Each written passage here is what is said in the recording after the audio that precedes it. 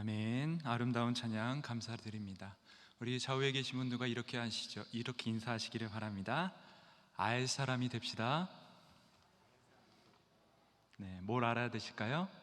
네, 주님이 우리에게 주신 기쁨, 그 기쁨을 우리 모두가 아는 그런 성도님들 되시기를 주님의 이름으로 축복합니다.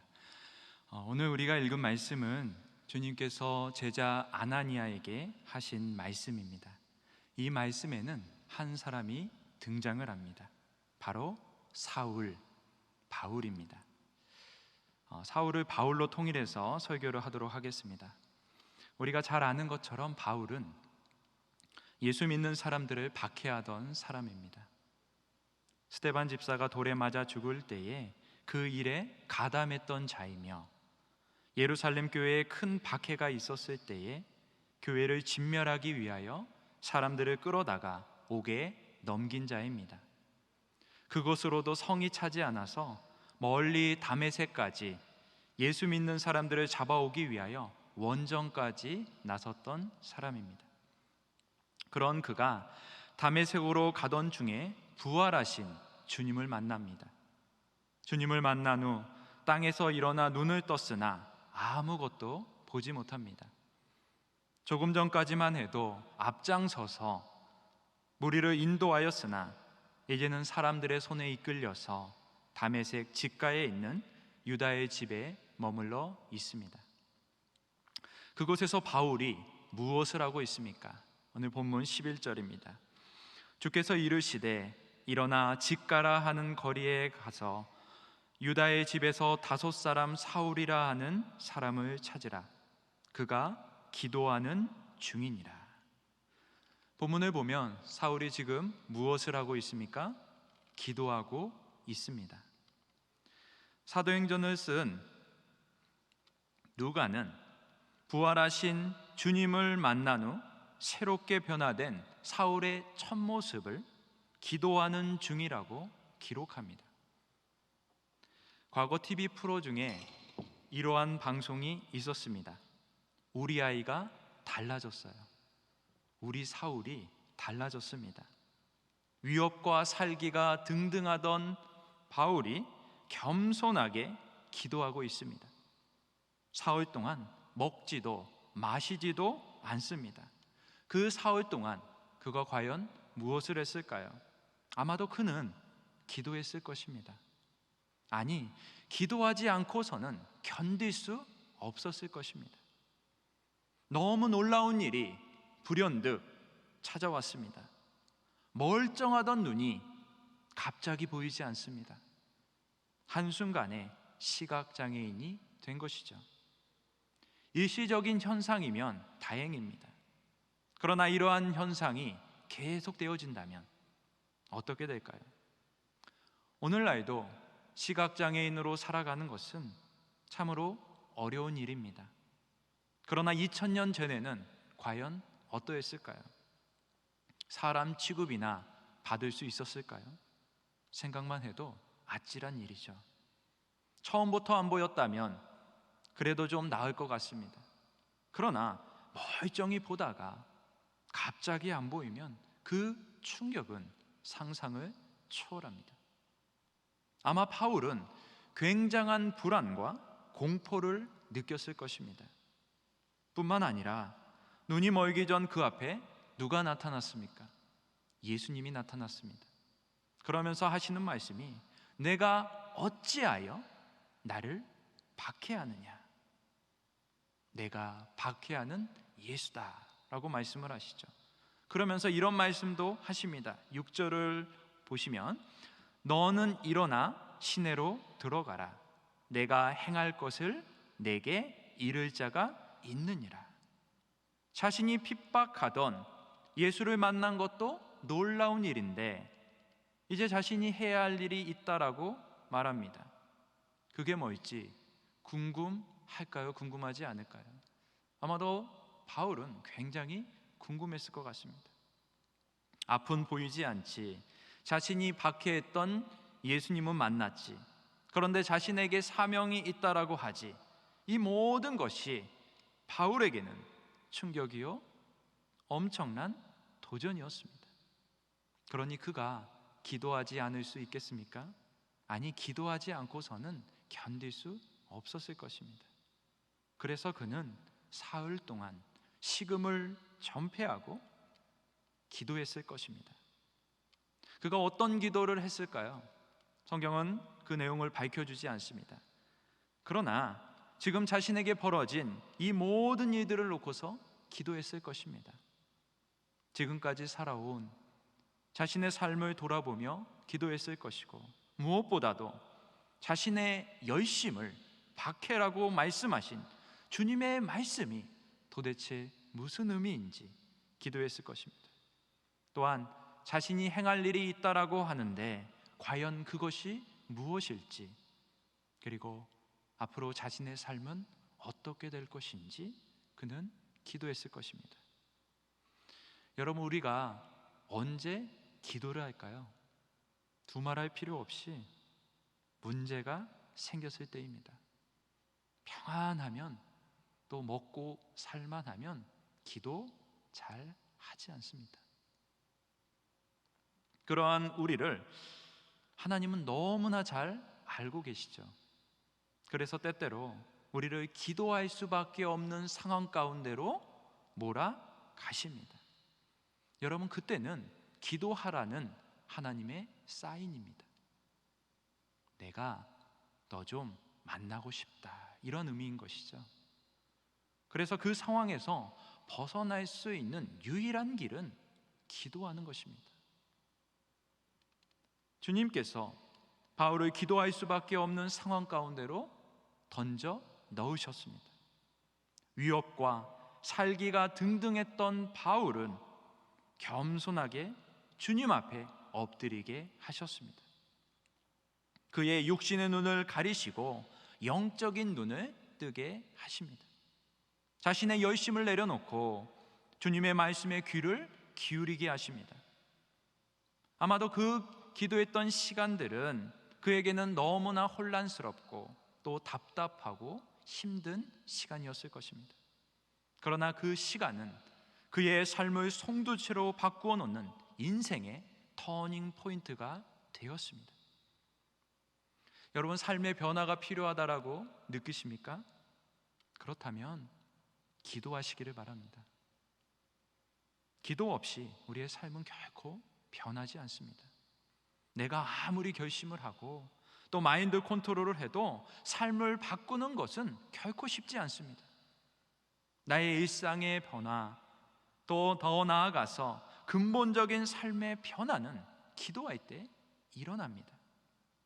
기도를 통해서 내 자아가 깨지고 부서질 때에, 나의 연약함과 무능력을 깨달을 때에, 하나님께서 내 인격과 또 성품을 다루실 때에 비로소 우리의 삶의 변화가 시작되는 것입니다. 주님을 만난 바울은 기도에 힘썼습니다. 그러나 바울만 이렇게 기도에 힘썼던 것은 아닙니다. 바울이 핍박했던 예루살렘 교회 역시 기도에 힘썼습니다. 사도행전 1장 14절에 보면 더불어 마음을 같이하여 오로지 기도에 힘쓰더라. 이렇게 예루살렘 교회가 기도에 힘썼을 때 어떠한 일이 벌어집니까? 약속대로 오순절에 성령의 충만함을 받습니다. 이와 같은 일이 바울에게도 일어납니다. 예루살렘 교회의 사도들이 부활하신 주님을 만난 것처럼 바울도 부활의 주님을 만납니다. 그 후 다메섹에서 기도하고 있을 때 주님께서 보낸 아나니아에게 안수를 받고 성령의 충만함을 받습니다. 사도행전 9장 17절입니다. 아나니아가 떠나 그 집에 들어가서 그에게 안수하여 이르되 형제 사울아, 주 곧 내가 오는 길에서 나타나셨던 예수께서 나를 보내어 너로 다시 보게 하시고 성령으로 충만하게 하신다 하니. 뿐만 아니라 사도행전 1장 8절에 보면 주님께서 제자들 곧 예루살렘 교회에 사명을 주셨습니다. 우리가 잘 아는 사명이죠. 오직 성령이 너희에게 임하시면 너희가 권능을 받고 예루살렘과 온 유대와 사마리아와 땅끝까지 이르러 내 증인이 되리라. 사도행전 9장 15절을 보면 주님께서 아나니아를 통해서 이 바울에게도 동일한 사명을 주십니다. 15절입니다. 이 사람은 내 이름을 이방인과 임금들과 이스라엘 자손들에게 전하기 위하여 택한 나의 그릇이라. 예루살렘 교회는 주님께 사명을 받은 후에 담대하게 주님을 증거했습니다. 마찬가지로 바울도 사명을 받은 즉시 예수님을 하나님의 아들이라고 증거합니다. 20절을 보시면 즉시로 각 회당에서 예수가 하나님의 아들이심을 전파하니. 이런 것들을 종합해 보면 예루살렘 교회와 바울의 공통점을 발견하게 되어집니다. 기도하던 중에 성령의 충만함을 받았고 그 가운데서 사명을 깨닫고 증인으로서의 사명을 감당했다라는 것입니다. 이러한 공통점은 우리 예수님에게서도 발견되어지죠. 누가복음에 보면 예수님께서 세례를 받고 기도하시는 중에 성령의 충만함을 받았고 그때부터 주님의 공생애가 시작되어지는 것을 보게 되어집니다. 아마도 저자 누가는 이러한 점을 보여주고 싶었던 것 같습니다. 그래서 주님을 만나 변화된 바울의 첫 모습을 기도로 시작하고 있는 것입니다. 새로운 삶을 기도로 연 바울, 그는 한평생을 기도의 사람으로 살아갑니다. 마치 우리 주님께서 평생을 기도의 삶을 사셨던 것과 같습니다. 사도행전은 이 사실을 우리에게 잘 보여주고 있습니다. 사도행전 13장부터 사도행전의 주인공은 바울로 바뀝니다. 다른 사도들은 모두 자취를 감추고 바울만이 나옵니다. 사도행전 9장 이후에 다시 등장한 바울, 그가 무엇을 하고 있는가를 잠시 살펴보겠습니다. 사도행전 13장 1절에서 3절입니다. 제가 말씀을 읽어드리도록 하겠습니다. 안디옥 교회에 선지자들과 교사들이 있으니 곧 바나바와 니게르라 하는 시므온과 구레네 사람 루기오와 분봉왕 헤롯의 젖동생 마나엔과 및 사울이라 주를 섬겨 금식할 때에 성령이 이르시되 내가 불러 시키는 일을 위하여 바나바와 사울을 따로 세우라 하시니 이에 금식하며 기도하고 두 사람에게 안수하여 보내니라. 이 말씀을 보면 바울이 안디옥 교회 성도들과 무엇을 하고 있습니까?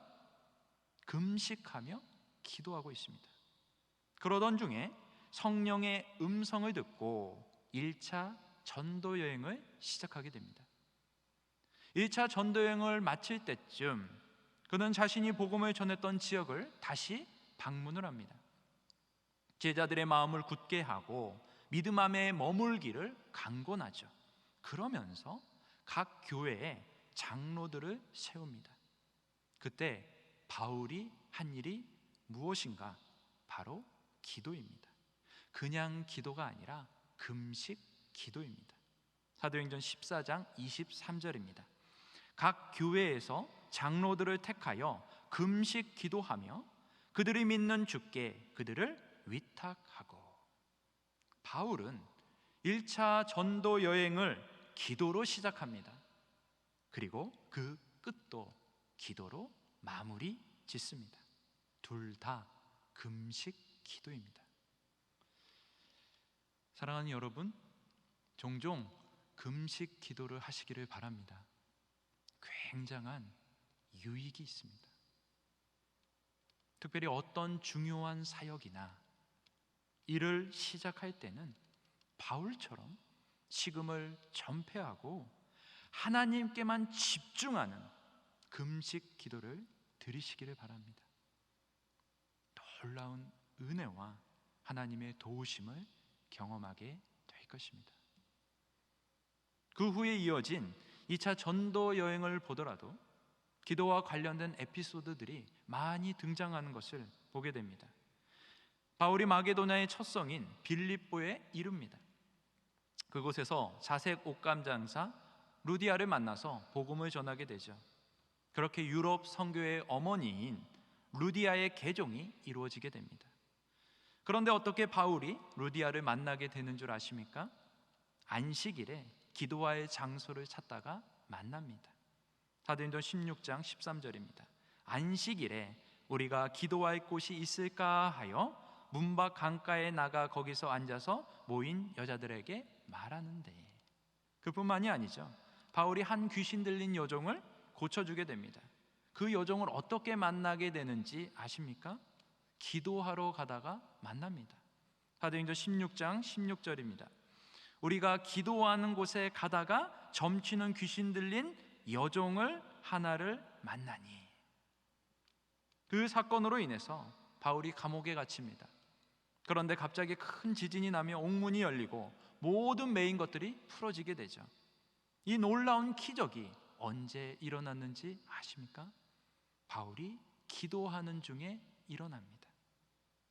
16장 25절 26절입니다. 한밤중에 바울과 실라가 기도하고 하나님을 찬송하며 죄인들이 듣더라. 이에 갑자기 큰 지진이 나서 옥터가 움직이고 문이 다 열리며 모든 사람의 매인 것이 다 벗어진지라.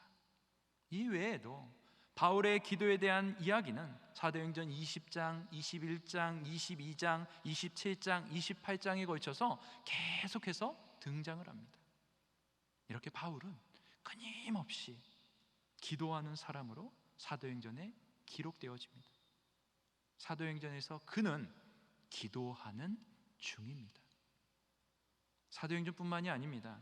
그가 기록한 서신서들을 보아도 바울은 기도하는 중입니다. 그가 쓴 편지의 서두는 어김없이 기도로 시작합니다.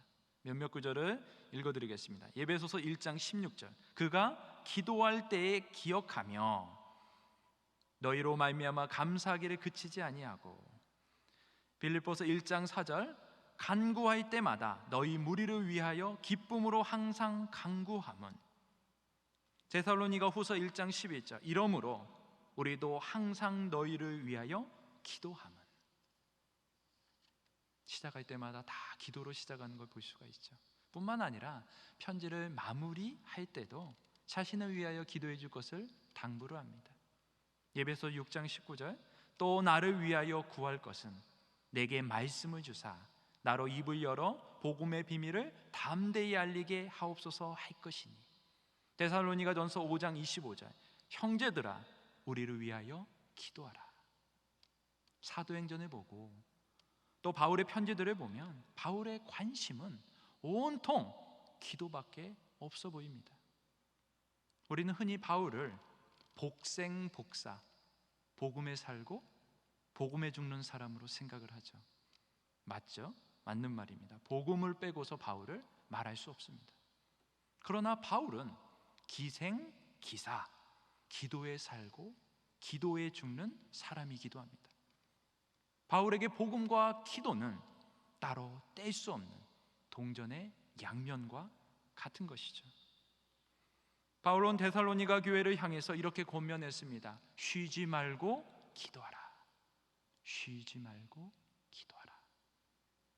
정말로 그는 쉬지 않고 기도했습니다. 밤낮으로 항상 기도하던 사람, 기도 없이는 하루도 살지 않았던 사람, 그가 바로 바울입니다. 그의 시작과 끝은 언제나 기도였습니다. 바울이 무엇을 위해서 기도했을까요? 몇 가지만 좀 소개를 해드리면 복음 전파를 위하여 기도했습니다. 에베소서 6장 19절. 또 나를 위하여 구할 것은 내게 말씀을 주사 나로 입을 열어 복음의 비밀을 담대히 알리게 하옵소서 할 것이니. 바울은 성도들의 영적 성장과 성숙을 위해서도 기도했습니다. 에베소서 1장 17절에서 19절. 이미 우리가 말씀을 들어서 잘 알고 있는 말씀입니다.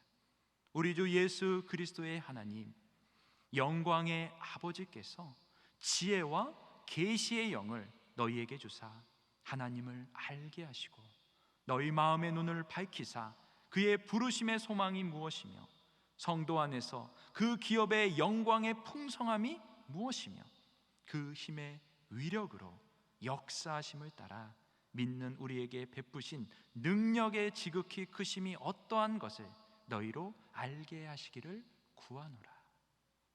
또한 바울은 성도들이 부르심에 합당한 삶을 살기를 위하여 기도했습니다. 골로새서 1장 10절, 주께 합당하게 행하여 범사에 기쁘시게 하고 모든 선한 일의 열매를 맺게 하시며 하나님을 아는 것에 자라게 하시고.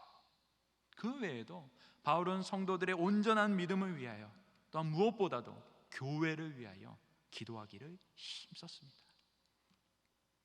우리가 성경을 읽다 보면 기도에 대한 가르침이 수없이 많이 나오는 것을 보게 되어지죠. 제가 인용한 말씀은 그 중에 일부, 세 발의 피입니다. 무슨 의미일까요? 기도가 중요하다라는 것이겠죠. 기도하라는 것입니다. 아니, 반드시 기도해야 한다라는 것입니다. 기도 없는 바울이 아닌 듯이 기도 없는 성도는 성도가 아닙니다. 바울은 기독교 역사의 획을 긋는 위대한 사역을 감당했습니다. 어떻게 그가 담대하게 복음을 전할 수 있었을까요? 어떻게 수많은 교회를 개척하고 또 이방 선교의 문을 열 수가 있었을까요? 바로 기도 때문입니다. 부활의 주님을 만난 후 오로지 그가 힘쓴 것은 기도였습니다. 아니, 그 기도를 시작으로 그는 하루도 쉬지 않고 끊임없이 기도했습니다. 간절한 마음으로 절박한 심정을 가지고서 기도하면서 자신의 사명을 감당했습니다. 요즘 여러분의 기도 생활은 어떠십니까? 여러분 기도하고 계십니까? 흔히 기도를 영혼의 호흡이라고 말합니다. 숨을 1분만 참아도 우리의 몸은 몸부림을 칩니다. 그러나 기도하지 않는데도 몸부림은커녕 너무 편안하지는 않으십니까? 사람이 갑자기 숨을 쉬지 않거나 심장이 뛰지 않을 때에 CPR, 곧 심폐소생술을 합니다. 이 심폐소생술을 할 때에 제일 먼저 하는 일은 기도 확보입니다. 기도, 곧 숨구멍을 열어주는 것이죠. 기도가 확보되지 않은 상태에서는 아무리 숨을 불어넣고 가슴을 압박을 해도 숨을 쉴 수가 없습니다. 우리의 영혼도 마찬가지. 기도가 확보되지 않으면, 곧 숨구멍이 열리지 않으면 우리의 영혼은 서서히 죽어갈 수밖에 없습니다. 그래서 반드시 기도를 확보해야 합니다. 숨을 계속 쉬어야 합니다. 지난주부터 밑거름 기도회가 진행 중에 있습니다. 기도를 회복할 수 있는 절호의 기회입니다. 비록 함께 모여서 기도하지는 못하지만 조금만 더 집중하고 조금만 더 마음을 모으면 얼마든지 내가 있는 곳에서 기도할 수 있습니다. 기도를 확보할 수가 있습니다. 기도는 결코 선택이 아닙니다. 필수입니다. 얕은 호흡, 짧은 호흡으로는 이 험난한 세상을 믿음으로 살아갈 수가 없습니다. 깊은 호흡, 긴 호흡이 우리에게 필요합니다. 하나님 앞에 머무는 절대적인 시간, 곧 기도의 총량을 계속해서 늘려가야 합니다. 혹 이것이 어려운 분들은 자신을 위한 기도보다는 다른 사람을 위한 기도, 곧 중보 기도를 시작해 보시기를 바랍니다. 시간이 금방 갑니다. 기도의 그릇을 좀 더 키워가지고 더 더 많은 사람이 나의 이 기도의 그릇 가운데 담겨질 수 있도록 힘써 보시기를 바랍니다. 그러면 기도의 총량이 늘어나게 될 것입니다. 계속해서 기도할 수 있게 될 것입니다. 주님께서 아나니아를 바울에게 보내면서 이렇게 말씀하셨습니다. 일어나 직가라는 거리로 가서 유다의 집에서 다소 사람 사울이라 하는 사람을 찾으라. 그가 기도하는 중이니라. 그가 기도하는 중이니라. 아나니아야, 자 봐라. 지금 바울이 기도하는 중이다. 바울에 대한 주님의 한 줄 소개입니다. 바로 이 한 줄 소개가 저와 여러분에 대한 주님의 소개가 되기를 소망합니다. 중형교회에 가서 아무개 목사를 찾으라. 아무개 장로, 아무개 권사, 아무개 집사, 아무개 성도를 한번 찾아봐라. 가서 한번 봐봐라. 그가 지금 기도하는 중이니라.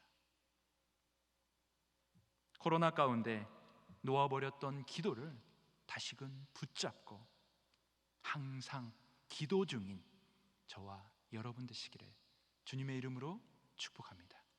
기도하겠습니다.